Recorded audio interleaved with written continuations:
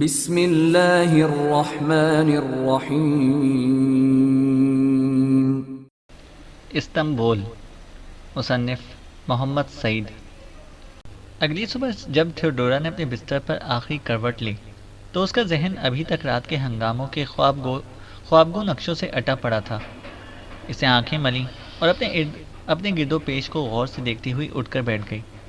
وہ سوچنے لگی آخری جشن کا مقصد کیا تھا۔ جولین جب بیدار ہوا تو اس کے چہرے پر ایک عجیب مسکراہٹ پھیل رہی تھی۔ اس نے رات تھیوڈورا کا امتحان لے لیا تھا۔ وہ دیکھ رہا تھا کہ کیسر نے اس بے کس اور بے سہارا لڑکی کو پھانسنے کے لیے کتنا بڑا اور کس قدر رنگین جال بچھایا تھا، مگر وہ اس جال کے ہر حلقے سے صاف بچ نکلی تھی۔ جب شراب کی سراہیوں کی طرح جشن میں شریک ہر شخص بلکہ خود کیسر بھی اوندھے منہ گرا پڑا تھا۔ تھیوڈورا جولین کے ساتھ اس طرح کھسک آئی تھی جیسے اس نے اس جشن کی کسی بھی بات میں دلچسپی نہیں لی تھی۔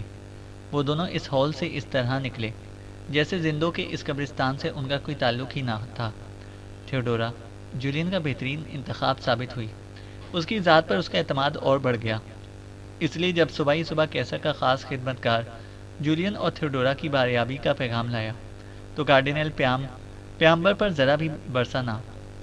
کیسر کو یقین تھا کہ ایک نا تجربہ کار بلکانی دوشیزہ رنگ و سرور کے سیلاب سے ضرور متاثر ہوئی ہوگی۔ اس نے یہ سارا اہتمام محض اسی کے لیے کیا تھا کہ اسے خیال تھا کہ وہ اس بوڑھے راہب کے پامال ہوتے ہوئے تقدس کو ٹھکرا کر قسطنطنیہ کے دربار کی رنگین اور مترنم زندگی کا سہارا لینا پسند کرے گی۔ چنانچہ جب اس نے جولین اور تھیوڈورا کو اپنی طرف آتے دیکھا تو ایک عجیب فخر و غرور کے ساتھ اپنی گردن بلند کی جیسے وہ ان سے اپنی برتری کی داد طلب کر رہا ہو۔ اس نے ان دونوں کو سوالیہ نظروں سے دیکھا۔ اس کے ہونٹوں پر ایک معنی خیز مسکراہٹ کھیل رہی تھی۔ تھیوڈورا جھکی ہوئی نظروں کے ساتھ کارڈینل جولین کے پیچھے پیچھے چلی آئی۔ جب یہ دونوں کیسر کے قریب پہنچے تو جولین نے بڑے پروقار انداز میں کیسر کو مخاطب کرتے ہوئے کہا، ہمیں کیسر عزیز نے یاد کیا ہے؟ ہاں، میں نے آپ کو تکلیف دی تھی۔ میں چاہتا تھا کہ آپ سے چند باتوں کی وضاحت کر ڈالوں۔ جولین نے کیسر کی طرف معنی خیز نگاہوں سے دیکھا اور کہا، مثلاً یہ کہ ہمیں نوابزادی تھیوڈورا کو اس عظیم اور پرخطر مہم پر بھیجنے سے پہلے یہ جان لینا چاہیے کہ ناز و نیم میں پلی ہوئی ایک دوشیزہ کیا اتنا بڑا کارنامہ انجام دے سکے گی؟ کیسر نے کہا، کیسر، تم یہ سوال کسی نہ کسی طرح پہلے بھی کر چکے ہو اور میں تمہیں یقین دلا چکا ہوں کہ اس مقصد کے لیے تھیوڈورا سے زیادہ مناسب اور موضوع دوسرا کوئی بھی نہیں ہے۔ جولین نے کہا۔ پھر بھی کیسر نے تھیوڈورا کی طرف دیکھتے ہوئے کہا، ہمیں نوابزادی کے خیالات معلوم کر لینے چاہیے۔ دربار میں اس وقت عجیب سناٹا چھا گیا۔ ہر نگاہ تھیوڈورا پر مرکوز تھی۔ تھیوڈورا نے پہلے جولین، پھر اہل دربار اور اس کے بعد کیسر کی طرف دیکھا۔ اس کی نگاہوں میں متانت اور سنجیدگی کا نور جھلک رہا تھا۔ اس نے دھیمے سے لہجے میں کہا، محترم کیسر کی ہمدردی اور عزت افزائی کا شکریہ ادا کرنا محال ہے، لیکن میں اپنی زندگی کو پوری طرح مسیح کی عظمت کے لیے وقف کر چکی ہوں۔ تھیوڈورا بولی۔ کیسر کو یوں معلوم ہوا جیسے کوئی اچھوتا سا نغمہ اس کے پردہ سماعت سے ٹکرا گیا ہو۔ اس نے اپنے لہجے میں کسی قدر اپنائیت کا رنگ بھرتے ہوئے کہا، شاید نوابزادی تھیوڈورا کو معلوم نہیں کہ اس کام میں خطرات کے سوا اور کچھ بھی نہیں ہے۔ کوئی خطرہ جان کے خطرے سے بڑا نہیں ہوتا، اور میں اپنی پوری زندگی تمام تر امنگوں سمیت کلیسا کی خدمت کے لیے وقف کر چکی ہوں، تھیوڈورا نے کہا۔ تھیوڈورا کے لہجے میں وقار اور اعتماد شامل تھا۔ کیسر نے اپنے مشیروں اور مصاحبوں کی طرف ایک اچٹتی سی نگاہ ڈالی اور پھر بولا، لیکن میں سمجھتا ہوں کہ آپ اس کام کے لیے پیدا نہیں ہوئی۔ کیسر نے کہا، کوئی بھی روح انسانی پیکر میں کسی خاص کام کے لیے حلول نہیں کرتی۔ انسان اپنے لیے آپ راستہ تلاش کرتا ہے، اپنی منزل کا تعین آپ کرتا ہے، اور میں اپنی منزل کا تعین کر چکی ہوں، تھیوڈورا نے کہا۔ ادرنا؟ کیسر نے پوچھا۔ ہاں، ادرنا۔ تھیوڈورا کی آواز کافی اونچی تھی۔ جولین نے مسکراتے ہوئے کیسر کی طرف دیکھا۔ کیسر اس وقت ایک عجیب سی ذہنی کشمکش میں مبتلا تھا۔ وہ اگر چاہتا تو تھیوڈورا کو زبردستی اپنے محل میں داخل کر سکتا تھا، لیکن اسے کیسر کی حیثیت سے کلیسا کی نگاہوں میں جو مقام حاصل تھا وہ اس سے نیچے نہیں آنا چاہتا تھا۔ پھر اب جولین کے لہجے میں ایک خاص تمکنت تھی۔ ہاں، آپ۔ کیسر نے جولین کی طرف دیکھا۔ اس کے چہرے پر ایک عجیب دھندلاہٹ سی طاری تھی۔ وہ اپنی شکست کا اعتراف کر چکا تھا۔ اسے دربار میں بیٹھے ہوئے ایک شخص کی طرف اشارہ کر کے آواز دی۔ زرزویر، وہ شخص اپنا نام سن کر اپنی جگہ سر و قد کھڑا ہو گیا۔ یہاں آؤ، کیسر بول رہا تھا۔ ارشاد، ززویر کیسر کے قریب آ کر جھک گیا۔ دیکھو، نوابزادی تھیوڈورا کو تمہارے سپرد کیا جاتا ہے، جہاں وہ جانا چاہتی ہیں انہیں وہاں پہنچا دیا جائے، کیسر نے کہا۔ بہت بہتر، اور دیکھو، ان کی حفاظت تمہارا فرض ہے، کیسر نے پھر کہا۔ سپاہی اپنے فرض کو پہچانتا ہے حضور، ززویر نے کہا۔ جولین کے چہرے پر فاتحانہ مسکراہٹ کھیل رہی تھی، اور کیسر تیزی کے ساتھ اپنے محل کی طرف واپس مڑ گیا۔ چھٹا باب، آغاز سفر۔ دسمبر کے سورج نے غروب ہونے کے بعد مغربی افق کے جس حصے میں آگ لگا دی تھی، وہ پہاڑوں کے سیاہ ہونے والی چوٹیوں کے اوپر سے آسانی کے ساتھ دیکھی جا سکتی تھی۔ پہاڑی ڈھلوانوں کے جس رقبے میں خضر و گھنی جھاڑیاں تھیں، ان میں تاریکی رینگنے لگی تھی۔ دائیں ہاتھ ندی کے اس پار سان کرسٹینا کے کلیسا سے گھنٹے کی آواز شام کے جھٹپٹے میں غلط ملت ہو کر اس مختصر سے قافلے کو بڑی پیاری معلوم ہونے لگی تھی، جو تیزی سے ندی کے کنارے ایک ایسے مقام کی تلاش میں جا رہا تھا جہاں سے ندی پار کر کے وہ سان کرسٹینا کی خانقاہ میں پہنچ سکے۔ خانقاہ کے قریب آباد بستی کے باشندے پہاڑیوں کے دامن میں اپنے گلے چرانے کے بعد تیزی سے گاؤں کی طرف جا رہے تھے، اور جن پگڈنڈیوں پر یہ گلے جا رہے تھے وہاں سے گرد و غبار دھوئیں کی مدھم لکیر کی طرح اوپر کو اٹھ رہا تھا۔ گلوں، گلہ بانوں، گھنٹے کی آواز، کلیسا کے میناروں اور گاؤں کے چند مکانوں کو دیکھ کر اس چھوٹے سے قافلے کے مسافروں کی تھکاوٹ دور ہو گئی۔ ان کے چہروں پر اداسی کی بجائے خوشی لہرانے لگی تھی۔ خانقاہ کے صدر دروازے پر پہنچ کر قافلہ رک گیا۔ سب سے پہلے ایک یونانی نوجوان اپنے گھوڑے سے اترا اور تیزی سے اس گھوڑے کی لگام تھام لی جس پر تھیوڈورا سوار تھی۔ تھیوڈورا کو خاموشی سے اترنے کا اشارہ کیا، اور جب تھیوڈورا نیچے اتر چکی تو وہ خود بھی گھوڑے سے اترا۔ اس نے اپنے گھوڑے کی لگام اپنے خدمتگار کی طرف پھینکتے ہوئے ایک طویل سانس لی جس میں اطمینان اور مسرت کی جھلک بخوبی نظر آتی تھی۔ اپنا بدن سیدھا کرنے کے بعد اس نے تھیوڈورا کو دیکھا اور مسکراتے ہوئے کہا، میں آپ کی جفاکشی کا قائل ہو گیا ہوں خاتون، معلوم ہوتا ہے کہ آپ کو سواری کا طویل تجربہ ہے۔ تھیوڈورا نے ایک خاموش مسکراہٹ کے ساتھ اس کا شکریہ ادا کیا۔ خدمتگار صدر دروازے کے قریب ایک مضبوط درخت کے تنے سے گھوڑے باندھنے لگا۔ قافلہ سالار نے آگے بڑھ کر تھیوڈورا کے کندھے پر شال ڈال دی اور کہا، چلیے دروازے پر دستک دیجیے، امید ہے کہ آپ کو دیکھ کر دروازہ فوراً ہی کھول دیا جائے گا، ورنہ ہماری گرد و غبار سے اٹی ہوئی شکلیں دیکھ کر شاید وہ ہمارے قریب بھی آنا پسند نہ کریں۔ تھیوڈورا اپنے کندھے پر پڑی ہوئی شال سنبھال کر آگے بڑھی اور دروازے پر دستک دی، اور جب کافی دیر تک اندر سے کوئی جواب نہ آیا تو قافلہ سالار صبر نہ کر سکا، آگے بڑھا اور تلوار کے قبضے سے دروازے کو زور سے کھٹکھٹایا۔ پرانا دروازہ اپنی مخصوص چرچراہٹ کے ساتھ کھلا۔ لمحہ بھر کے لیے خاموشی چھا گئی، اور پھر صحن میں کسی کے چلنے کی آواز سنائی دی۔ صدر دروازے کے قریب پہنچ کر وہ شخص رک گیا۔ اس نے بوسیدہ دروازے کی درزوں میں سے باہر دیکھنے کی کوشش کی، مگر درختوں کے سائے میں کھڑے مسافر اسے نظر نہ آ سکے، اور اس نے بوڑھی لڑکھڑاتی ہوئی آواز میں پوچھا، کون ہے؟ قافلہ سالار نے جلدی سے تھیوڈورا کو بولنے کا اشارہ کیا۔ اس نے حافظے پر زور دیا اور بولی، مسافر۔ کہاں سے آئے ہو؟ بوڑھے شخص نے کہا۔ تھیوڈورا پھر سوچنے لگی۔ جولین اور مینوئل نے اسے روانہ کرنے سے پہلے بعض خاص باتیں بتائی تھیں۔ خصوصیت کے ساتھ کہاں سے آئے ہو اور کہاں جاؤ گے کا جواب بڑا رازدارانہ تھا، جو تھیوڈورا کے ذہن سے اتر چکا تھا۔ تھیوڈورا کو پریشان دیکھ کر قافلہ سالار نے اپنے ہاتھ کی انگلیاں اٹھائیں، جنہیں دیکھ کر تھیوڈورا نے تیزی سے جواب دیا، 7ویں آسمان سے۔ اور کہاں جاؤ گے؟ آواز آئی۔ اب تھیوڈورا کو ایک ایک بات یاد آ گئی تھی۔ اس نے قافلہ سالار کو مسکرا کر دیکھا اور جواب دیا، جہنم میں۔ تمہارے ساتھ اور کون کون ہے؟ آواز پھر آئی، 2 فرشتے۔ اس کے ساتھ ہی دروازہ کھل گیا۔ تھیوڈورا، قافلہ سالار اور خدمتگار یکے بعد دیگرے اندر داخل ہوئے۔ صحن کے بالکل سامنے کشادہ برآمدے میں شمعیں روشن تھیں، اور یہ تینوں خانقاہ کے بوڑھے راہب کے پیچھے پیچھے برآمدے میں آئے۔ پھر برآمدے کے مغرب میں سب سے آخری دروازہ کھلا، اور سان کرسٹینا کے کلیسا کا پادری اپنے ہاتھ میں ایک شمع لیے مسکراتا ہوا آگے بڑھا۔ وہ تھیوڈورا سے کچھ دور ہی آ کر رک گیا اور آہستہ آہستہ کہا، نوابزادی تھیوڈورا؟ جی ہاں، تھیوڈورا نے پادری کا وقار ملحوظ رکھتے ہوئے کسی قدر جھک کر جواب دیا۔ تھیوڈورا کو یوں جھکتا ہوا دیکھ کر پادری تیزی سے آگے بڑھا، اسے شمع سامنے پتھر کی سل پر رکھ دی اور تھیوڈورا کے دونوں کندھوں پر ہاتھ رکھتے ہوئے کہا، آپ میرے سامنے جھک کر مجھے شرمندہ نہ کریں۔ حقیقت میں آپ ایک ایسے جہاد کی علمبردار ہیں جس میں عملی حصہ لینا ہم جیسے تارک الدنیا لوگوں کی قسمت میں نہیں، پادری نے کہا۔ تھیوڈورا نے مسکرا کر قافلہ سالار کو دیکھا۔ پادری نے پتھر کی سل پر رکھی ہوئی شمع اٹھائی اور ہاتھ کے اشارے سے تھیوڈورا کو مغربی کمرے کی طرف بڑھنے کو کہا۔ تھیوڈورا اور پادری ایک ساتھ آگے بڑھے اور ان کے پیچھے قافلہ سالار اپنے خدمتگار کے ساتھ خانقاہ کا جائزہ لیتا ہوا مغربی کمرے میں داخل ہوا۔ کمرے میں کئی مومی شمعیں سونے اور چاندی کے شمعدانوں میں جل رہی تھی۔ کمرہ اس طرح سجا ہوا تھا جیسے کسی نفاست پسند شہزادے کی خوابگاہ ہو۔ عین وسط میں پڑی ہوئی کشادہ آبنوسی میز کے کونوں پر تازہ اور مہکتے ہوئے پھولوں کے گلدستے بڑے قرینے سے رکھے ہوئے تھے، جن سے منتشر ہونے والی بھینی بھینی خوشبو سے کمرہ مہک رہا تھا۔ پادری نے شمعدان میں رکھ دی اور تھیوڈورا سے مخاطب ہو کر کہا، آپ منہ ہاتھ دھو لیں۔ اس دوران میں یہ دیکھنا چاہتا ہوں کہ اس وقت آپ کے کھانے کے لیے کیا بندوبست ہو سکتا ہے۔ پادری بولا اور اٹھ گیا۔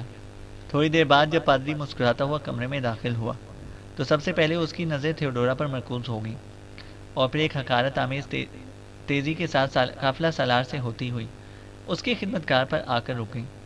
لمحہ بھر تک اس کھردرے یونانی سپاہی کے حلیے کا جائزہ لینے کے بعد پادری نے ایسا اپنی نظر دوبارہ قافلہ سالار کی طرف پھیری۔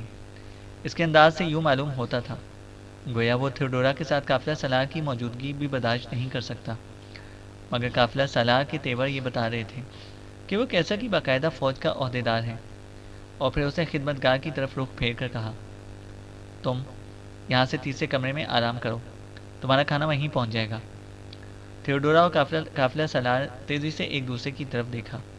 پادری سامنے دروازے کا اشارہ کرتے تھیوڈورا اور قافلہ سالار کے آگے آگے بڑھا۔ یہ کمرہ نہ صرف پہلے سے کشادہ تھا بلکہ اس سے کہیں زیادہ نفاست اور سلیقے سے سجا ہوا تھا۔ کئی شمعیں جھلملا رہی تھیں اور منقش چھت سے ایسا فانوس لٹک رہا تھا جس کی چمکیلی نازک زنجیر سے شمعوں کی روشنی کوئی طلسمی کھیل کھیل رہی تھی۔ چمکدار ظروف کے علاوہ سراہیوں میں شراب بھی چمک رہی تھی۔ اس میز پر بھی کثرت سے گلدستے رکھے تھے اور سامنے آتش دان میں دھڑ دھڑ آگ جل رہی تھی۔ اس میز پر 3 شخص پہلے ہی سے بیٹھے ہوئے تھے جو پادری کے ساتھ مہمانوں کو دیکھ کر تعظیم کے لیے کھڑے ہو گئے۔ پادری مہمانوں اور میزبانوں کے درمیان آ گیا اور انہیں ایک دوسرے سے متعارف کراتے ہوئے کہنے لگا، سان کرسٹینا کی قریبی بستی کے رئیس بدوگلس، سان کرسٹینا کے مبلغ استالیس، اور اس نے تیسرے شخص کو بڑی خوبصورتی سے نظر انداز کرتے ہوئے تھیوڈورا اور قافلہ سالار کی طرف اشارہ کرتے ہوئے کہا، نوابزادی تھیوڈورا اور ززویر۔ قافلہ سالار نے پادری کی خاموشی سے فائدہ اٹھاتے ہوئے کہا، کیسر روم کے شاہی محافظ دستے کا اعزازی سردار اور اب نوابزادی تھیوڈورا کا محافظ خاص، ززویر نے کہا۔ دوسرے اشخاص کے ساتھ ساتھ پادری بھی جھک گیا، مگر تھوڑی دیر پہلے اس کے چہرے پر جو بے تکلف مسکراہٹ اور چھوٹی گول آنکھوں میں جس شرارت کی چمک نظر آتی تھی یکدم معدوم ہو گئی۔ اس کی نظریں بڑی بے چینی کے ساتھ تھیوڈورا سے ززویر اور ززویر سے تھیوڈورا کے ارد گرد گھوم رہی تھیں۔ ان آنکھوں نے تھیوڈورا کی ساری توجہ اپنی طرف، اپنی پراسرار بے چینی کی طرف مبذول کر لی تھی۔ بیٹھیے بیٹھیے، اور تھیوڈورا بیٹھ گئی۔ کھائیے۔ سب لوگ ایک دوسرے کا منہ تکنے لگے اور سب سے پہلے زرزویر نے کھانے میں ہاتھ ڈالا۔ وہ تھیوڈورا کے ساتھ ہی بیٹھا تھا اور تھیوڈورا کے ساتھ پادری جو شاید زرزویر کی بے تکلفی پر دانت پیس رہا تھا۔ زرزویر نے ایک پلیٹ میں تھیوڈورا کی طرف بڑھائی اور کھانا کھاتے ہوئے کہا، کھائیے اور خوب کھائیے، آپ تو جانتی ہیں کہ مجھے ایسا عمدہ کھانا کئی دنوں بعد نصیب ہوا ہے۔ کھانا خاموشی کے ساتھ ختم ہوا، البتہ میزبانوں کی نگاہیں بڑی مصروف رہیں اور ان نگاہوں کی یہ مصروفیت تھیوڈورا کو بڑی پراسرار معلوم ہوئی، مگر اسے اپنے پہلو میں زرزویر کے مانوس چہرے کی موجودگی سے کیسی قدر اطمینان تھا۔ زرزویر نے جس طرح کھانے میں سبقت کی تھی بالکل اسی طرح سب سے پہلے فارغ ہو گیا۔ کھانے سے ہاتھ اٹھانے سے کچھ لمحے پیشتر اس کی نگاہیں سراہی کے ارد گرد طواف کرنے لگی تھیں اور کھانے کے بعد صرف لمحہ بھر کے لیے خاموش ہو کر ادھر ادھر دیکھا اور پھر سراہی کی طرف جھکتے ہوئے معذرت کے انداز میں مسکرا کر بولا، گو ہمارے یہاں خانقاہ میں شراب پینے کا رواج نہیں ہے، مگر میں اب اس بد تہذیبی کو گوارا کرتا ہوں۔ کستون دنیا واپس پہنچ کر میرا سب سے پہلا کام یہ ہوگا کہ اپنے اس فرسودہ رواج میں ترمیم کرنے کے لیے آواز اٹھاؤں۔ مجھے یقین ہے کہ خانقاہ میں پینے سے شراب کا نشہ کچھ اور ہی رنگ لاتا ہوگا، زرزویر بول رہا تھا۔ زرزویر کو شراب پر یوں تو بے صبری سے جھپٹتا دیکھ کر سان کرسٹینا کی بستی کا رئیس مسکرایا، جس کی تائید میں پادری کو بھی میزبان کی حیثیت سے مسکرانا پڑا، مگر اس مسکراہٹ میں رنج اور نفرت دیوانگی کے عالم میں ناچتی نظر آ رہی تھی۔ یہ نوجوان رئیس بھی تیزی سے زرزویر کا ہم پیالہ بن گیا۔ نظر یہ آتا تھا کہ گوئی یہ شخص خانقاہ میں آیا ہی شراب پینے کے لیے تھا۔ آہستہ آہستہ پادری اور اس کے ساتھ دوسرا شخص بھی شراب نوشی میں شریک ہو گئے اور تھیوڈورا اس میز سے اٹھ کر آتش دان کے قریب آ کر کھڑی ہو گئی۔ آتش دان کے بائیں ہاتھ تھیوڈورا کے بالکل سامنے ایک چھوٹا سا جھروکا تھا جس میں سان کرسٹینا کی خانقاہ کا سلیب نما مینار نظر آ رہا تھا جسے سرما کی چاندنی نے بالکل نکھار دیا تھا۔ مینار اور سلیب کے درمیانی کونے کے اوپر چاند چمک رہا تھا۔ تھیوڈورا ایک بالکل نئی اور غیر مانوس دنیا میں کھو چکی تھی، اجنبی، اندھے کے خیالات کی دنیا میں۔ ستارہ کی 20 سالہ نوابزادی جس نے آج تک اپنے محل سے باہر قدم نہ نکالا تھا، اس وقت قسطنطنیہ اور ادرنہ سے دور ایک بالکل گمنام خانقاہ میں اجنبیوں میں رات بسر کرنے آئی تھی، اور اس نے یہ سفر خاص مقصد کے لیے شروع کیا تھا، مسیح کے نام کی عظمت کے لیے، سلیب کی سر بلندی کے لیے، اور سامنے مینار کی چوٹی پر بنی ہوئی سلیب جسے چاند چومنے کی ناکام کوشش کر رہا تھا، تھیوڈورا کے حوصلوں کو بلندی کا راستہ دکھا رہی تھی۔ اس کے عقب میں سراہی سے جام ٹکرانے، شرابیوں کی لاف زنی اور بے وجہ کہے اسے بہکانے لگے تھے۔ اچانک تھیوڈورا کو ایسا محسوس ہونے لگا گویا لڑکیوں کے گستاخ ہوس آمیز کہے اس کے آسودہ ذہن پر ہتھوڑوں کی طرح ایک دم برسنے لگے ہوں۔ اسے مڑ کر دیکھا، قریبی بستی کی 8 نوجوان لڑکیاں میز کے گرد گھوم کر تتلیوں کی طرح ہر شخص کے سامنے اڑنے لگیں۔ زرزوئے کے علاوہ نوجوان رئیس خصوصیت کے ساتھ ان تتلیوں کی توجہ کا مرکز بنے ہوئے تھے، اور اگرچہ پادری کی پیاسی نظریں بھی چمکنے اور ان عورتوں کا طواف کرنے لگی تھیں، مگر پادری انہیں نظر نہ آتا تھا، یا پھر وہ جان بوجھ کر اسے نظر انداز کر رہی تھیں۔ یہ لڑکیاں تھیوڈورا کو دیکھ کر کچھ جھیپ سے گئیں، مگر جلدی انہوں نے اس کی مداخلت کو برداشت کر لیا۔ وہ ایک خاص انداز کے ساتھ مردوں کے سامنے پڑے ہوئے جام اٹھانے لگیں، انہیں بار بار اپنے ہونٹوں سے لگاتی، اور ہلکی ہلکی جرا نوشی کے عالم میں وہ اس طرح میز کے ارد گرد حرکتیں کرتی جیسے مخصوص دیہاتی ناچ رہی ہوں۔ کبھی کبھی وہ یہ جام اپنے قریبی مردوں کے ہونٹوں سے بھی لگا دیتی، اور جب خالی ہو جاتے تو انہیں دوبارہ بھر کر پھر سے چکر لگانا شروع کر دیتی۔ پادری ان مسکراتی ہنستی کھیلتی نوجوان لڑکیوں کے نرگے میں تھیوڈورا کو بالکل بھول چکا تھا، اور وہ ان سب سے الگ ایک نورانی پیکر کی طرح کسی سیمی مجسمے کی صورت خاموش بیٹھی تھی۔ رقص کرتی، جھومتی اور لڑکھڑاتی لڑکیوں کا یہ غول اچانک تھیوڈورا کے سامنے جا پہنچا۔ تھیوڈورا نے ان کی طرف حقارت سے دیکھا، لیکن وہاں نظروں کی زبان سمجھنے کا ہوش ہی کسے تھا۔ وہ سب اسے گھورتی ہوئی کھلکھلانے لگیں۔ پھر ایک نے کسی قدر زوردار کہکا لگاتے ہوئے کہا، ارے کوئی اس بیچاری کا ہاتھ بھی کھینچ لے۔ شاید اسے یہاں ایسا کوئی ہاتھ نظر نہیں آیا، دوسری بولی۔ ایک اور کہکہا بلند ہوا، جس کی صدائے بازگشت میں تھیوڈورا اس کمرے سے باہر نکل گئی، اور جسے پادری کو بھی اچانک اس کا خیال آ گیا۔ اسے اس کے پیچھے باہر جانے کی کوشش کی، مگر زرزوئے نے 3 لڑکیوں کے ساتھ دروازے کے سامنے کھڑے ہو کر پادری کو باہر نکلنے سے روک دیا، اور ابھی وہ یہ سوچ ہی رہا تھا کہ باہر جانے کے لیے کون سا راستہ اختیار کیا جا سکتا ہے کہ سان کرسٹینا کا رئیس، جس کی زبان ٹانگوں سے زیادہ لڑکھڑا رہی تھی، 2 لڑکیوں کے نرگے میں پادری کے پاس آیا اور بولا، جانے من، ایسی بھی کیا بے قراری ہے؟ جس وقت ہم آج رات کے جشن کی تفصیلات کا جائزہ لے رہے تھے، اس وقت سان کرسٹینا کی دنیا پر نوابزادی کا سایہ نہ پڑا تھا، اور ابھی یہی تصور کر لیا گویا تھیوڈورا ابھی تک سان کرسٹینا نہیں پہنچی۔ مقدس باپ، کیا آپ کے نزدیک ان 8 لڑکیوں میں سے ایک بھی ایسی نہیں جو نوابزادی کی کمی پوری کر سکے؟ تھیوڈورا کو سکون کی بے حد ضرورت تھی۔ وہ باہر نکلی، چاند پہاڑیوں کے پیچھے چھپ جانے کی جدوجہد میں مصروف تھا۔ سان کرسٹینا کی خانقاہ کے باہر ساری دنیا سکوت کی گود میں آرام کر رہی تھی۔ وہ اس دنیا سے بالکل نا آشنا تھی۔ وہ خانقاہ کے اس مخصوص کمرے میں جانا چاہتی تھی جہاں مشرقی یورپ کا نامور درویش کرسٹینا ابدی نیند سو رہا تھا، مگر وہ راستوں سے واقف نہ تھی، اور جب سکون کی تلاش میں بالکل مایوس ہو گئی تو تھکاوٹ نے اس پر غلبہ پا لیا۔ اس کی آنکھیں بوجھل ہو گئیں، اور وہ خانقاہ کے اس مغربی کمرے میں آ گئی جہاں سب سے پہلے پادری اسے لے کر آیا تھا۔ یہاں صرف ایک بستر بچھا ہوا تھا۔ لازمی طور پر یہ سان کرسٹینا کے اس پادری کا بستر تھا جس کی گول گول آنکھیں تھیوڈورا کے تصورات کی دنیا میں چمک رہی تھیں۔ اسے ان آنکھوں سے خوف آنے لگا تھا۔ وہ مزید صبر نہ کر سکتی تھی۔ نیند نے اس پر بھرپور حملہ کر دیا تھا۔ اسے اپنی طرف سے پوری احتیاط کے ساتھ کمرے کی ہر ایک کھڑکی اور دروازے بند کیے اور بستر پر گر گئی۔ اب اس نے سو جانے کی 1000 کوششیں کی، مگر اسے معلوم ہوا کہ تھکاوٹ کے باوجود وہ سو نہیں سکتی۔ تھیوڈورا کی خاموشی اور ساتھ والے کمرے کے ہنگاموں کے درمیان صرف ایک دیوار حائل تھی جو شرابیوں کے کہکہوں بے ترتیب ناچنے والے قدموں اور سراہیوں کے ساتھ جاموں کے ٹکرانے کی آواز سے لرز سی رہی تھی۔ وہ بڑی سنجیدگی سے سوچنے لگی، جو قوم کلیساؤں میں ایسے ایسے کام کر سکتی ہے، وہ اپنے حجروں اور خلوتوں میں کیا کچھ نہیں کر گزرتی ہوگی۔ اسلامی الغار کے ختم نہ ہونے والے سلسلوں کی صورت، جو مستقل عذاب یورپ پر نازل ہوا تھا، آج پہلی بار اس کے حقیقی اسباب ایک ایک کر کے تھیوڈورا کے سامنے آ گئے۔ اسے بوڑھے پادری سے نوجوان عورت اور کیسر روم سے ایک عام سپاہی تک، ہر ایک مسیحی اپنے اصلی خدوخال کے ساتھ نظر آنے لگا۔ ہونیاڑی، کارڈینل جولین اور کیسر روم سبھی ہوس و اقتدار کی اسی ایک کشتی کے مسافر تھے۔ فرق صرف اتنا تھا کہ کسی کے ہاتھ میں چپو تھے اور کسی کے ہاتھ میں ساغر، اور اس کشتی میں تھیوڈورا کی جگہ کہاں تھی؟ نیم خوابی یا نیم بیداری کے اس لطیف عالم میں اسے اچانک کسی کے قدموں کی آہٹ سنائی دی۔ اسے اپنی آنکھیں کھولی، سامنے سان کرسٹینا کا پادری اپنی چھوٹی چھوٹی گول چمکتی آنکھوں کے ساتھ کھڑا تھا۔ شاید وہ کسی چور دروازے سے آ گیا تھا۔ تھیوڈورا ڈر کر اٹھ بیٹھی۔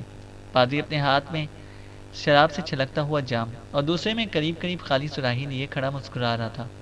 یہ میری مہمان نوازی کی روایت کے خلاف تھا کہ تمہیں بعض دوسرے بے تکلف دوستوں کی موجودگی میں بالکل نظر انداز کر دیتا۔ میں اس وقت تمہیں یہ چند گھونٹ، جن کا ایک ایک قطرہ آب حیات کی حیثیت رکھتا ہے، پیش نہ کر سکا۔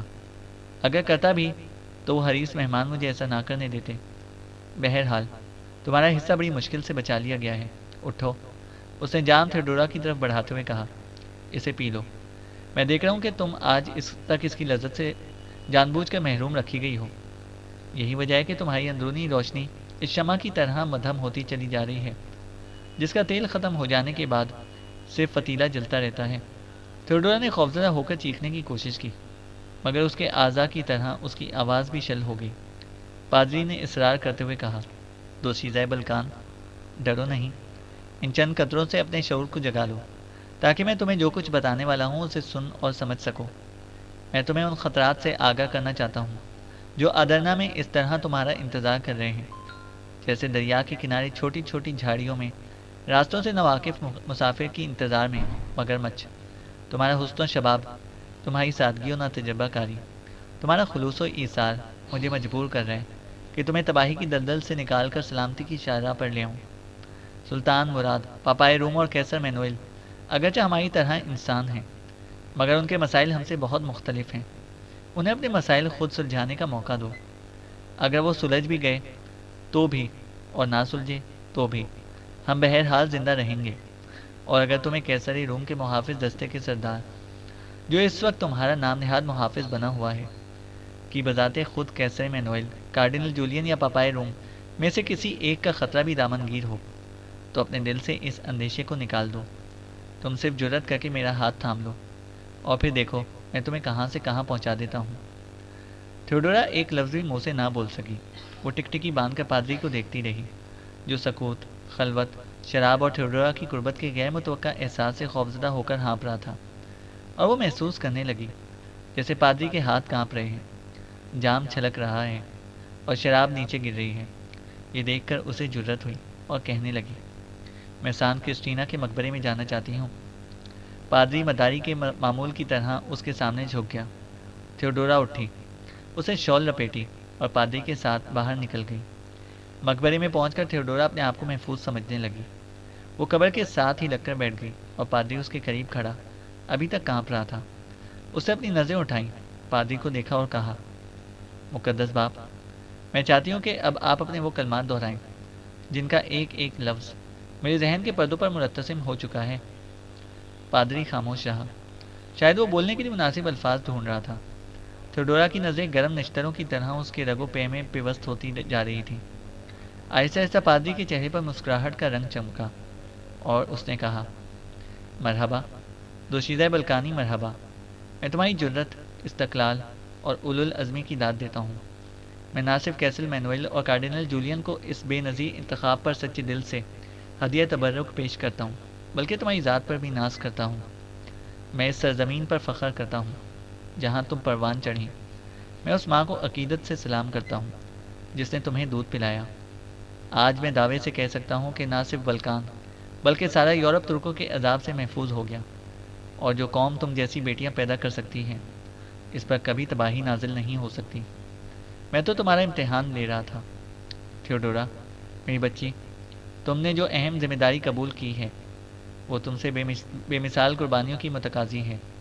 تاہم مجھے یقین ہے کہ اگر تم اسی طرح ثابت قدم رہی تو تمہیں ابدی فتح نصیب ہوگی۔ تھیوڈورا اپنی نفرت آمیز مسکراہٹ چھپا نہ سکی۔ اس سے پادری کو غور سے دیکھا، جس کی آنکھوں میں ابھی تک شیطانی جذبہ کروٹیں لے رہا تھا۔ وہ سوچنے لگی، ایسے مکار اور ڈھیٹ انسان کا آخر وہ کیا بگاڑ سکتی ہے؟ اس نے کلیسا میں بیٹھے بیٹھے ہی یہ فیصلہ کر لیا کہ وہ سان کرسٹینا میں دوسری رات نہیں آنے دے گی، بلکہ صبح ہوتے ہی یہاں سے روانہ ہو جائے گی۔ اور جب اس نے ناشتے پر زرزویر کو اپنے اس ارادے سے آگاہ کیا تو وہ حیران رہ گیا۔ کئی دنوں کے مسلسل سفر کے بعد اب انہیں آرام کا موقع ملا تھا، اور پھر سب سے زیادہ خوشی کی بات یہ تھی کہ سان کرسٹینا کا رئیس آج رات بھی ان 8 برگ پاش لڑکیوں سمیت خانقاہ میں آنے کا وعدہ کر چکا تھا۔ پادری نے بھی رسمی طور پر تھیوڈورا کو چند دن اور یہاں آرام کرنے کا مشورہ دیا، مگر وہ تھیوڈورا سے آنکھیں نہ ملا سکا۔ دراصل وہ تو یہی چاہتا تھا کہ تھیوڈورا اب کسی طرح یہاں سے چلی جائے، کیونکہ اس کی موجودگی میں وہ جس قسم کی ندامت اور عذاب برداشت کر رہا تھا، اس سے نجات کی واحد صورت یہی تھی کہ اسے یہاں سے جلد رخصت کر دیا جائے۔ اور جب تھیوڈورا نے پادری کی یہ دعوت رد کر دی تو اس نے زرزویر سے مخاطب ہو کر کہا، اگر آپ یہاں سے جانا چاہتے ہیں تو میرے اس دوستانہ مشورے پر ضرور توجہ دیں کہ آپ یہاں سے آدرنا تک عام دیہاتی شہریوں کے لباس میں جائیں۔ کیوں؟ زرزویر نے پوچھا۔ اس لیے کہ سرحدی علاقوں کے یونانی عام طور پر آدرنا کی طرف ہجرت کر رہے ہیں اور ترک خندہ پیشانی سے ایسے مہاجرین کو اپنی سلطنت میں آباد ہونے کی سہولتیں اور مراعات دیتے ہیں۔ اگر آپ کو بھی کوئی ایسا مہاجر قافلہ راستے میں مل جائے تو آپ آدرنا کے سرحدی کلیسا تک کسی بھی خوف و خطر کے بغیر جا سکتے ہیں۔ اس طرح آدرنا پہنچنے سے پہلے عثمانیوں کو نوابزادی کی آمد کا علم بھی نہ ہو سکے گا۔ تھیوڈورا پادری کی یہ بات سن کر اپنی حیرت و اشتیاق چھپا نہ سکی۔ وہ پوچھنا چاہتی تھی کہ وہ کیسے یونانی ہیں جو خود بخود ہجرت کر کے دشمن قوم اور دشمن ملک میں آباد ہوتے ہیں، مگر وہ چپ رہی۔ لیکن زرزویر خاموش نہ رہ سکا، اس نے پوچھ ہی لیا، اس کی وجہ؟ پادری نے ایک ٹھنڈی آہ بھرتے ہوئے کہا، کئی باتیں ہیں اور بڑی افسوسناک۔ مختصر یہ کہ مسیحی اب سچے مسیحی نہیں رہے، وہ خود غرض اور نفس پرست ہو گئے ہیں۔ انہیں قومی اور مذہبی مفاد کا ہرگز کوئی خیال نہیں، انہیں اپنی ذاتی آسودگی سے غرض ہے، اور وہ اپنی یہ غرض پوری کرنے کے لیے قوم اور وطن فروشی جیسی ذلیل حرکت بھی کر گزرتے ہیں۔ پادری کہہ رہا تھا۔ پادری نے 2 بار تھیوڈورا کی طرف دیکھنے کی کوشش کی، مگر اس کی نظریں راستے ہی سے بھٹک کر واپس آتی رہیں۔ تھیوڈورا کہنا تو چاہتی تھی کہ بدنصیبی سے جس قوم کو تم جیسے پادریوں اور راہبوں سے واسطہ ہو، ان سے اعلیٰ اخلاقی اور مذہبی اقدار کی توقع بھی کیسے کی جا سکتی ہے، اور اگر اسے موقع ملتا تو شاید وہ یہ کہہ بھی دیتی۔ مگر زرزویر پادری سے کہہ رہا تھا، اس کی کوئی اور وجہ ہوگی مقدس باپ؟ یونانی ابھی اس قدر نہیں گرے کہ محض ذاتی آسودگی اور خود غرضی کے لیے قوم اور وطن کا سودا کر دیں۔ یہ بھی عین ممکن ہے کہ جو لوگ سلطنت عثمانیہ کی طرف ہجرت کر رہے ہیں وہ یونانی نہ ہوں، بلکہ وہ قومیں اور قبیلے ہوں جو آج تک یونانیوں کے لیے کھیتی باڑی اور محنت مزدوری کرتے رہے ہیں۔ بالکل، خدا یونانیوں کو اس قدر ذلیل اور رسوا نہ کرے کہ وہ اپنے آبائی وطن چھوڑ کر مسلمانوں کے ملک میں پناہ لیں۔ پادری نے کہا، یونانی ہوں یا بلکانی؟ تھیوڈورا نے گفتگو کو ختم کرتے ہوئے کہا، مسیحی اور مسیحوں کا رضاکارانہ طور پر عثمانی پرچم کے سائے میں زندگی بسر کرنا ایک ایسا تاریخی واقعہ ہے جس کی تہہ تک پہنچنا آپ جیسے بزرگوں کا کام ہے۔ نہ صرف اس واقعے کی تہہ تک پہنچنا بلکہ ایسی شرمناک ہجرت کا تدارک کرنا بھی آپ ہی کے فرائض میں شامل ہے، تھیوڈورا نے کہا۔ پادری کا سر جھک گیا، وہ اپنی خفت مٹانے کے لیے تیزی سے کھڑا ہو گیا اور قریبی کمرے کی طرف جاتے ہوئے بولا، میں آپ کے لیے موزوں لباس کا بندوبست کرتا ہوں، اگر آپ کو یہاں سے روانہ ہونا ہی ہے تو پھر وقت ضائع نہ کریں۔ زرزویر کو سان کرسٹینا چھوڑنے کا بڑا دکھ تھا۔ اس کی آنکھوں میں گزشتہ رات کا جشن رقصوں میں نوشی سمایا ہوا تھا۔ ایک لڑکی اس کے سامنے تھی، ان کی باتیں، ان کے کہکہے، ان کے الطاف و اکرام، ان کی محبت و خود سپردگی۔ زرزویر آخر کس بات کی تعریف کرتا؟ تھیوڈورا تھی کہ اپنی ہی دھن میں مست تھی۔ زرزویر بعض اوقات جذبات کی شدت سے بہک کر تھیوڈورا کے کندھے سے کندھا ملا دیتا۔ تھیوڈورا چونک سی پڑتی اور وہ یا تو گھوڑے کو ایڑ لگا کر اس سے آگے نکل جاتی یا پیچھے رہ جاتی۔ زرزویر اپنی حماقت اور بد اخلاقی محسوس کر کے شرمندہ ہو جاتا اور پھر وہی خواب دیکھنے لگتا۔ ایسے خشک، طویل اور خوفناک سفر میں تھیوڈورا کی موجودگی کا احساس اسے نئی امنگوں اور نئی زندگی سے متعارف کرا رہا تھا، مگر تھیوڈورا کی خاموشی صد مہری اور بے اعتنائی اسے بار بار سان کرسٹینا کے کلیسا میں لے جاتی۔ دوپہر کے قریب وہ پہاڑی ڈھلوان کو اپنے پیچھے چھوڑ کر ایسی وادی میں آ گئے جہاں سڑک کے ساتھ ساتھ بہتی ہوئی ندی کافی حد تک اپنی تندی اور تیزی سے محروم ہو چکی تھی۔ سڑک کے دونوں طرف 5-5 7-7 میلوں پر چھوٹی موٹی بستیاں نظر آ جاتی، اور جس چیز نے تھیوڈورا کے خیالات کا رخ دوسری طرف موڑ دیا وہ یہ تھی کہ کسان کھیتوں میں تو تھے، مگر وہ ایسے مسافر نظر آتے تھے جو تھک کر آرام کرنے کے لیے بیٹھ گئے ہوں۔ سڑک اور ندی کے بالکل کنارے بلوط کے ایک بہت پرانے اور تناور درخت کے نیچے چند کسان آرام کر رہے تھے۔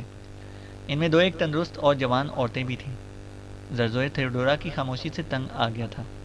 وہ ان لوگوں کی طرف مڑا اور تھیوڈورا سے کہا، میں تو کچھ دیر یہاں آرام کروں گا۔ تھیوڈورا بھی تھک چکی تھی۔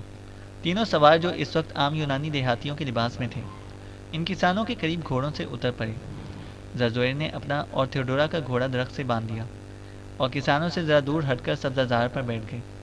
زرزوئر کے اشارے پر ایک نوعمر لڑکے نے مسافروں کو پانی پلایا۔ ایک معمر کسان نے کھانے کے لیے بھی پوچھا، جس کا شکریہ ادا کرتے ہوئے زرزوئر نے جواب دیا کہ کھانا ان کے پاس موجود ہے، اور جب تھیوڈورا کھانا دسترخوان پر چننے لگی تو اس نے ان کسانوں کو بھی شامل ہونے کی دعوت دی، جس کے جواب میں ہر ایک شخص نے مسکرا کر ان کا شکریہ ادا کیا، اور یہ تینوں مسافر کھانے میں مصروف ہو گئے۔ کھانے کے دوران تھیوڈورا ہر ایک کسان کے چہرے مہرے، گفتار و کردار اور انداز و اطوار کا مشاہدہ کرتی رہی۔ یہ لوگ بے حد مسرور دکھائی دے رہے تھے۔ بائیں ہاتھ پر بیٹھا ہوا ایک بوڑھا کسان کہہ رہا تھا، شکر ہے کہ یہ مسافر سرکاری ہرکارے نہیں ہیں۔ دوسرا رازدارانہ لہجے میں بولا، ہماری زندگی میں تو آج تک یہی ہوتا رہا ہے کہ یا تو اس شاہراہ پر قافلے سفر کرتے جن کی تعداد لازمی طور پر 50-60 مسافروں سے زیادہ ہوتی تھی، یا سرکاری ہرکارے، عہدیدار اور یونانی افسر جو صرف ٹیکس یا مالیہ وصول کرنے کے لیے آتے تھے۔ ایسے لوگوں کے لیے کسی موسم، وقت یا موقع کی قید نہ ہوتی، بلکہ بعض اوقات وہ اچانک راتوں رات آ جاتے اور جس شخص کے پاس جو کچھ ہوتا لے کر راتوں رات واپس چلے جاتے، اور یہ معلوم کرنا دشوار ہو جاتا کہ آنے والے قیصر روم کی طرف سے آئے تھے یا ڈاکو تھے۔ زرزوئر دیہاتی عورتوں سے مسکرا مسکرا کر باتیں کر رہا تھا اور اس کا خدمتگار کھانے سے فارغ ہوتے ہی اونگنے لگا تھا۔ تھیوڈورا اس کی یہ باتیں برداشت نہ کر سکی۔ اس نے سلسلہ کلام شروع کرتے ہوئے ایک بوڑھے یونانی کاشتکار سے مخاطب ہو کر کہا، آپ لوگ کس ملک کی باتیں کر رہے ہیں؟ جس طرف تم جا رہے ہو۔ بوڑھے کسان کے اس برملا اور برمحل جواب نے تھیوڈورا کو حیران کر دیا۔ اس نے کہا، ہم کہاں جا رہے ہیں؟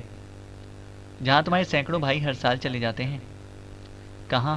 تھیوڈورا کی آواز میں حیرت و اشتیاق کے عنصر آسانی سے محسوس کیے جا سکتے تھے۔ تم گھبراتی کیوں ہو؟ بوڑھے کسان نے اسے تسلی دیتے ہوئے کہا، ہمیں کوئی ایسا ذلیل انسان نہیں جو کیسر روم کا جاسوس ہو، اور تم اس وقت ان کتوں کی دسترس سے دور ہو جو بے گناہوں کو اذیتیں پہنچاتے ہیں۔ جس قدر یونانی اپنے آبائی گھر چھوڑ کر ترکی گئے ہیں ان کے قافلے اسی راستے سے گئے ہیں، اور ہم نے ہر ایک کو دعاؤں کے ساتھ رخصت کیا ہے۔ خود ہم بھی بہت جلد یہاں سے جانے والے ہیں، کسان کہہ رہا تھا۔ تھیوڈورا اس کو یہ بھی نہ بتا سکی کہ ہم ان ذلیل لوگوں میں سے نہیں ہیں جو سلیب کے مقابلے میں عثمانی پرچم کے سائے کو ترجیح دیتے ہیں۔ وہ اس سے یہ بھی نہ پوچھ سکی کہ آخری یونانی ترکی کی طرف ہجرت کیوں کر رہے ہیں۔ البتہ وہ یہ ضرور سوچنے کی لگی کہ اس ہجرت کی وجہ کیا ہے۔ بوڑھے نے تھیوڈورا کی خاموشی سے فائدہ اٹھاتے ہوئے کہا، خوش قسمت ہیں وہ لوگ جو اس جہنم سے نکل کر بہشت کی طرف جا رہے ہیں۔ ہماری نسلیں تو گزشتہ 200 سال سے یہاں ایسی المناک زندگی بسر کرتی رہی ہیں جس کے تصور سے رونگٹے کھڑے ہو جاتے ہیں، بوڑھا کہہ رہا تھا۔ مثلاً؟ تھیوڈورا نے مسکرا کر پوچھا۔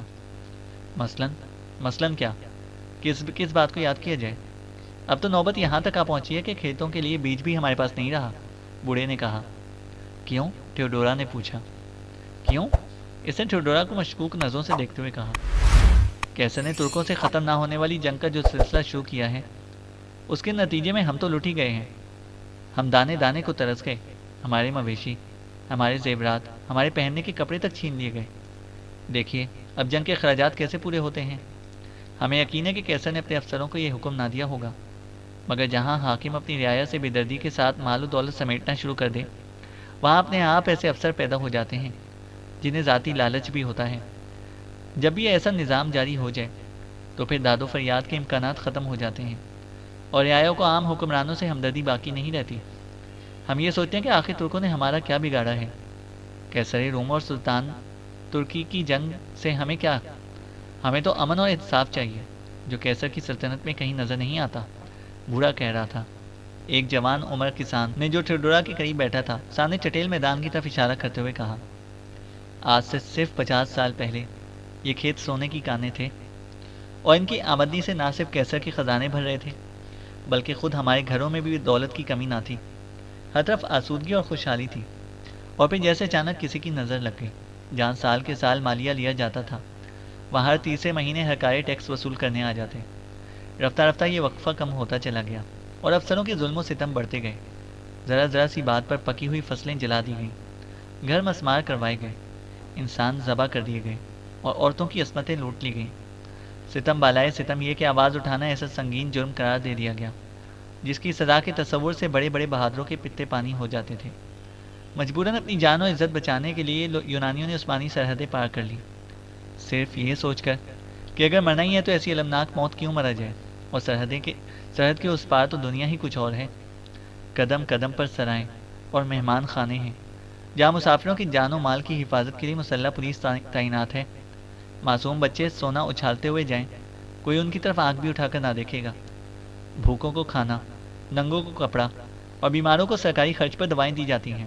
ایسے سینکڑوں مدرسے ہیں جہاں بچوں کو مذہب و عقیدہ، رنگ و نور کا امتیاز کیے بغیر ادبی، اخلاقی، طبی، تجارتی، صنعتی اور سپاہ گری کی مفت تعلیم دی جاتی ہے۔ کاشتکاروں کو زمینیں، مکان اور ہر قسم کی سہولتیں باہم پہنچائی جاتی ہیں۔ سلطان کے مقرر کیے ہوئے مالیہ کے سوا جو فصل کی مالیت کے تناسب سے لگایا جاتا ہے اور کسی قسم کا ٹیکس نہیں دیا جاتا۔ سلطان خود اس بات کا خیال رکھتا ہے کہ کوئی افسر کسانوں میں خوف و ہراس نہ پھیلائے۔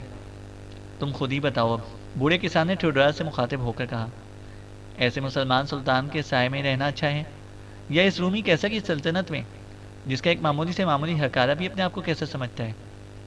زرزویر اب کسان عورتوں سے اکتا کر تھیوڈورا کے ساتھ بوڑھے اور نوجوان کسانوں میں دلچسپی لینے لگا تھا۔ اگرچہ کسانوں نے اس بات کا یقین تھا کہ تھیوڈورا، زرزویر اور اس کا خدمتگار تینوں عام یونانی شہری ہیں، مگر زرزویر کی آنکھوں سے جس قسم کی چمک دکھائی دینے لگی تھی، بوڑھا کسان اس سے بے چینی محسوس کرنے لگا تھا۔ وہ سوچا تھا کہ اگرچہ یہ لوگ قیصر کے کارندے نہیں، پھر بھی ہیں تو یونانی۔ ہو سکتا ہے اس وقت قیصر کی سلطنت میں رہنے والے کسانوں کو جو مشکلات درپیش ہیں انہیں ان کا کوئی احساس نہ ہو سکتا ہے یہ لوگ بالکل شہری ہوں۔ اگر ان لوگوں نے مخبری کر دی تو گاؤں پر آفت آ جائے گی۔ زرزویر اور تھیوڈورا ان کسانوں کی باتوں پر خاموشی سے غور کر رہے تھے، اور اس نے ان کی خاموشی سے فائدہ اٹھاتے ہوئے کہا، میرا تو یہ خیال ہے کہ ہمیشہ ایسے حالات نہ رہیں گے۔ آج یونانی جس قومی خطرے سے دامن بچانے کے بہانے ڈھونڈ رہے ہیں، شاید وہ کل مجبور ہو کر اس کے خلاف متحد ہو جائیں، اور جب ایک بار قیصر کی سرحدیں ترکوں کی لوٹ مار سے محفوظ ہو جائیں گی تو پھر وہی زمانہ لوٹ آئے گا جس کی یاد سے ہم اپنا دل بہلا لیتے ہیں۔ بوڑھا کہہ رہا تھا، وہ زمانہ بہت جلد واپس آنے والا ہے۔ زرزویر نے ڈھلتے ہوئے سورج کی طرف نگاہ ڈالتے ہوئے کہا، ضرورت صرف اس بات کی ہے کہ ہم اس خطرے کے سامنے متحد ہو جائیں۔ زرزویر اٹھ کھڑا ہوا، جسے دیکھ کر اس کا خدمتگار بھی سنبھلا۔ زرزویر نے تھیوڈورا سے کہا، چلیے، ہم نے بہت آرام کر لیا، اب شام سے پہلے پہلے کسی موزوں ٹھکانے پر پہنچ جانا ضروری ہے۔ گاؤں والے اس مختصر اور عجیب قافلے کو پگڈنڈیوں پر بڑھتا اور چلتا ہوا دیکھ رہے تھے۔ آج یہ جا رہے ہیں، کل ان کے نقش قدم پر ہم بھی چل کھڑے ہوں گے۔ چینل کو سبسکرائب کریں اور بیل آئیکن کو پریس کریں تاکہ ہماری ہر اپڈیٹ آپ کو بر وقت مل سکے۔